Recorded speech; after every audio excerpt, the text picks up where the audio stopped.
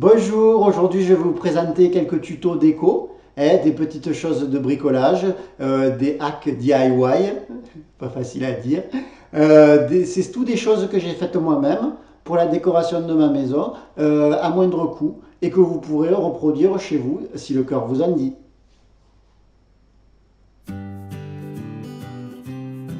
Alors ce premier DIY c'est vraiment mon préféré.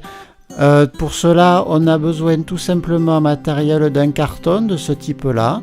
Alors voilà, ça se vend dans le commerce, c'est tout plat, en magasin de bricolage par exemple.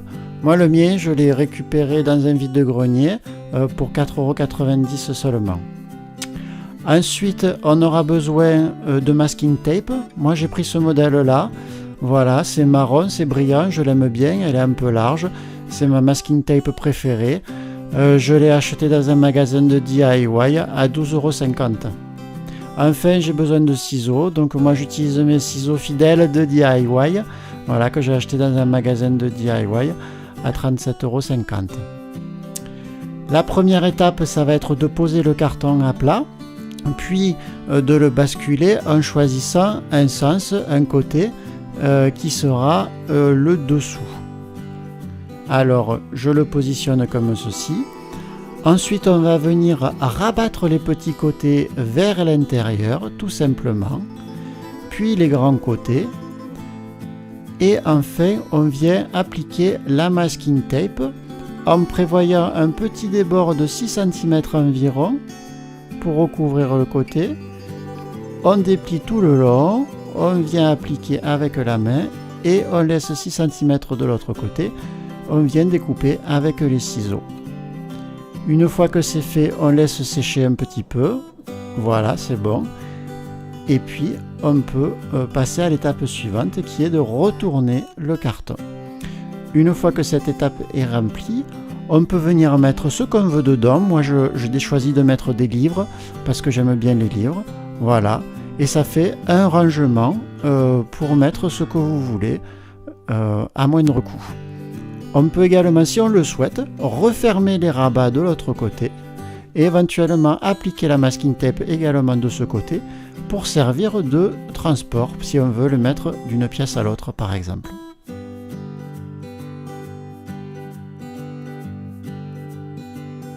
Alors le deuxième DIY, c'est vraiment mon préféré. Pour cela, il va vous falloir des bocaux tout simples qu'on peut trouver dans le commerce. Là, j'ai choisi un modèle qui peut s'ouvrir, mais également qui peut se refermer. Voilà. Ensuite, on a besoin d'un paquet de pâtes. Ce sont des pâtes toutes simples qu'on peut trouver dans le commerce. Alors, pour ce tuto DIY, qui est vraiment mon préféré, parce que ça donne vraiment un côté vintage très touchant à la cuisine, je prends mon bocal, je l'ouvre. Je viens prendre mon paquet de pâtes, que j'ouvre également.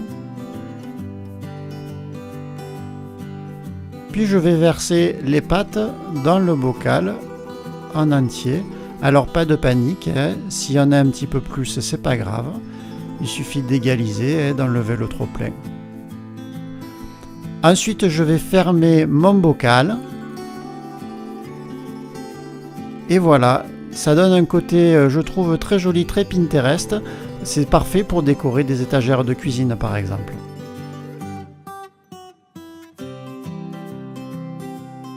Enfin, ce dernier DIY, c'est vraiment mon préféré. Alors pour cela, vous aurez besoin de quelques noix, et des noix naturelles, toutes bêtes, bio, qu'on peut trouver dans le commerce.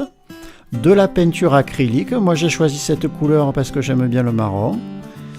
Ensuite, on vient disposer sur un bout de carton la peinture acrylique, pas beaucoup, et on applique la peinture sur la noix, sur une des deux moitiés de la noix, de façon homogène. On fait la même chose avec chaque noix, délicatement. On peut remettre de la peinture s'il n'y en a pas assez. Voilà.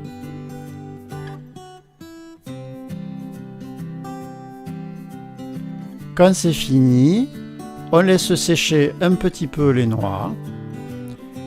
Et puis on va découper des bandes de papier craft dans un sac de légumes. Voilà. Donc on vient découper avec les ciseaux pour faire des bandes. Alors on n'a pas besoin que ce soit très précis, très régulier. Plus ça a un aspect naturel, un peu froissé, mieux c'est. Voilà. On découpe autant de bandes qu'on a de noix. Donc là, je vais en faire encore une.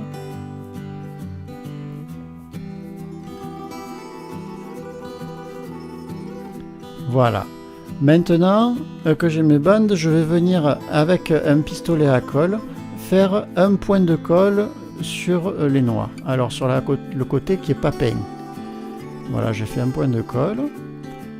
Je fais la même chose sur chaque coquille, tout simplement.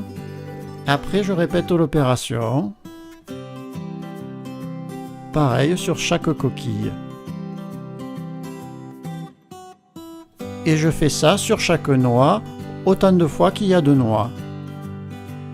Une fois que c'est fini, je vais avoir besoin de ficelle. Alors moi j'ai pris de la ficelle blanche, toute bête, qu'on peut trouver en magasin de DIY.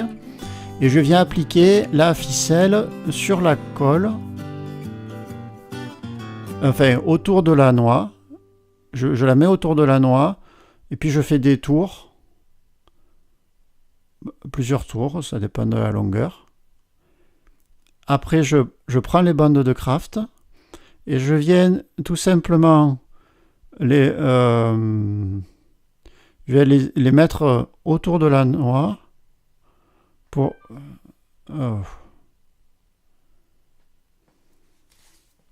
Voilà, j'espère que ces tutos DIY vous ont plu. N'hésitez pas à me taguer sur vos réalisations et je vous dis à la semaine prochaine.